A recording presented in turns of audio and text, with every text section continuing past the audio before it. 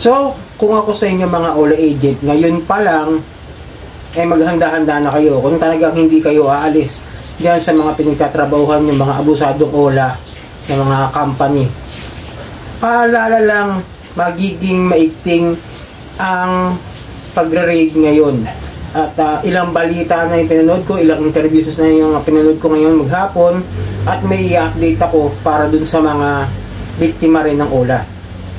Alright, welcome back mga kadyani. Magandang gabi po sa inyo lahat. Muli, bago tayo magsimula ng ating tatalakayin, ay maglalambing lang po ako sa inyo na paki-follow po ang aking mga social media account, ang Facebook, TikTok at itong aking YouTube channel. Paki-like na rin po, share at hit nyo na yung notification bell para updated po kayo sa mga videos na ginagawa natin dito about sa usapang online lending apps. Ayun nga, alam nyo naman, nakapaiigtingin ang laban dito sa mga abusadong OLA. Kanina, umaga may napanood ako, umaga yata o tanghali na yata yun, may interview kay Undersecretary ng NBI na si Mr. Gilbert Cruz, na kung saan ay mayroon pang 112 na OLA na sa under surveillance nila at under investigation. Tandaan niyo ha, 112 na mga OLA ang under surveillance nila. Iniimbestigahan nila ngayon. Pero ang nasa SEC list, yung binuksan ko kanina, kung ano yung mga online lending platform na nasa list ng SEC is nasa 114. So it means, may dalawa lang doon na maaaring nakapag-complain na sa SEC o maaaring walang masyadong complain. Kaya't ngayon paiigtingin nila na magkaroon ng sunod-sunod na mga raid about dito sa OLA. Dahil nga sa pagiging involved nito sa Pogo, yun ang mga tinatalakay ngayon sa issue dito about sa mga abusadong OLA. Nakakalungkot na nga lang isipin uli na sa mga na-raid nila ay mga 100% na mga empleyado ay mga kapwa natin Pilipino at wala silang nakukuha mga foreign nationals sa mga raid na nasasagawa nila. Susunod-sunurin sila ng PAOK at ng NBI. And then, ito pa paalala ko sa inyo, no? Kaya sila nagkaroon ng panibagong raid dahil napatunayan nila na talaga may harassments at pang-aabusong ginagawa itong mga OLA ayon sa interview na napanood ko kanina. Biruin nyo, may isang agent sila na kumbaga pinainan nila itong OLA na na-raid ngayon, nakahiram daw ng 10,000 yung NBI agent. Ngayon, nung nakahiram na raw, nung araw na yun, isang araw nga lang, sabi nga ng Undersecretary, less than half hour yata o something like that sa interview. Basta yung buong araw na yun, naka-receive siya ng 6,000 sa halagang 10,000 na loan na inaplayan ng agent na NBI. So yun, siyempre, entrapment na yon para sa kanila. And then after a week, nagkaroon na nga ng inaasahan natin ang mga harassments at mga pang-aabusong ginagawa ng mga ganitong klase ng mga abusadong OLA. Tandaan nyo ha, 112 pa yan. Tapos susunod-sunurin na kayo. Paalala lang, tapos panay-panay pa rin kayo sa mga harassments na ginagawa nyo. Mag-isip-isip na kayo na maghanap na ng mas matinong trabaho kaysa dyan sa mga kumpanyang pinapasukan ninyo na ngayon ay mainit na sa gobyerno, sa mga ahensya ng gobyerno. Paiigtingin ang laban sa mga abusadong OLA. At pati na rin sa mga may-ari na kanilang iniimbestigahan. Ito yung kinuwento sa amin, no? Yung explain sa amin ng PNP that time na nandun kami sa mass filing nung una, na nasa China nga raw yung mga may-ari ng mga online lending apps na yan, ng mga online lending companies.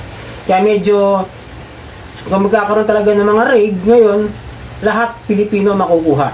And then syempre pinopondohan lang naman kasi sila ng mga Chinese na yan para mag-operate dito.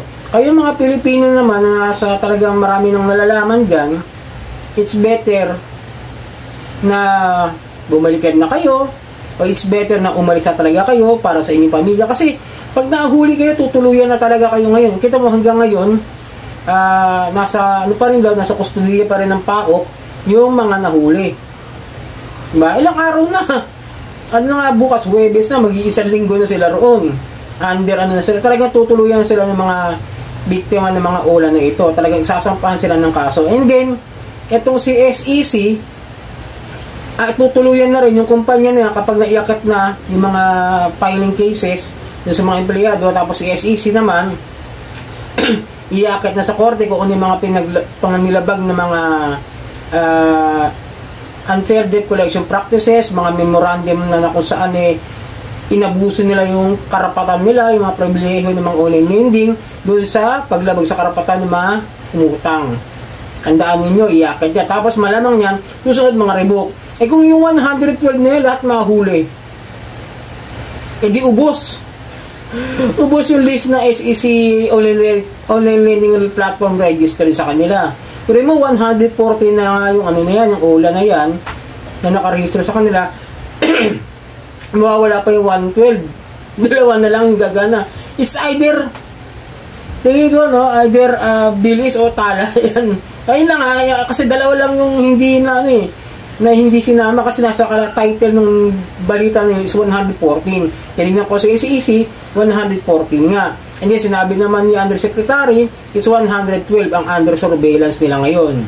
Kaya sigurado at malamang sa malamang may susunod talaga ng mga raid sa mga OLA at maaaring may mga ideya sila kung saan talaga sila nagtatago.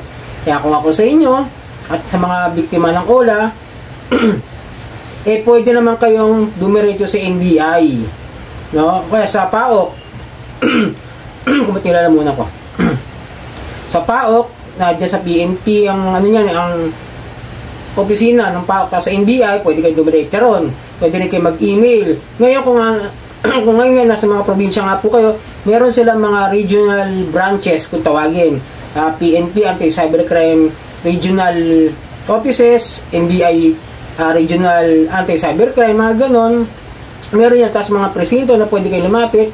Pero kung tandaan nyo, kung kayo malayo sa probinsya, doon kayo sa mga syudad na malayo doon, sa bundok kayo, sa dulo kayo ng mga lugar ninyo, siguro para sa akin, huwag nyo na muna intindihin. Pero kung dito sa NCR kayo, makaramihan, at dito sa Metro Manila o malapit na sa Luzon area, pwede kayo pumunta ng NBI.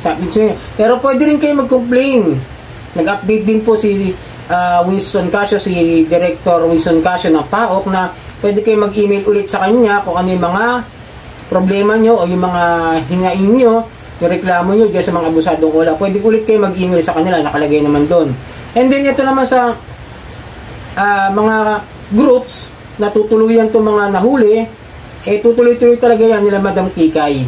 Sila yata yung talagang nandun halos kada may mangyayari, merong gagawing raid, sila yung mga nakasuporta roon. Ako, gusto ko saan sumama, kaso nga lang, may trabaho ako Kumbaga sa mas kailangan ko yung personal kong pamumuhay.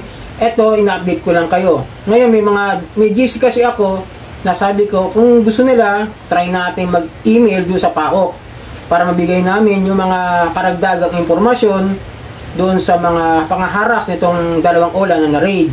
Kaya nagtatanong pa ako sa kanila kung meron pa sila mga na-save na mga messages o email na merong harassment pang ginawa itong credit cash tsaka itong peso wallet para pwede namin i-forward. At kung ano yung mga OLA na nanghaharas pa rin sa kanila ngayon, para maabisuhan, pwede natin i-report doon sa PAOK at sa NBI. Susubukan ko rin mag-forward sa kanila ng mga harassments. Tatry ko this week para makatulong tayo sa mga biktima at para medyo makatulong tayo sa mga advokasya ng paglaban dito sa mga abusadong OLA. So yun mga kadyani, muli maglalambing lang po ako sa inyo. Pakipollow po ang aking mga social media account, ang Facebook, TikTok at ang aking YouTube channel. Maraming pong salamat. Hanggang sa muli.